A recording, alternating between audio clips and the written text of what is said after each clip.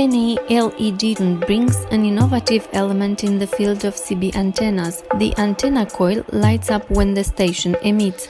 The higher the emission power, the higher is the light intensity of the LED.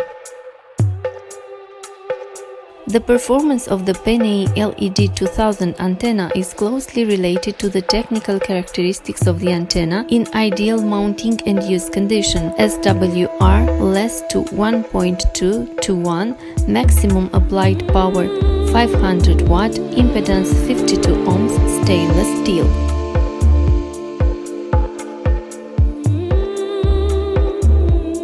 In order to use PNI LED antenna, you have to meet the following system requirements: a magnetic base PL with cable long enough to mount the antenna on the dome of the car, and the PL259 socket for connecting the antenna to the CB station, or a fixed support mounted on the car truck with mount and connection cable at the station, such as PNI G601 connection cable.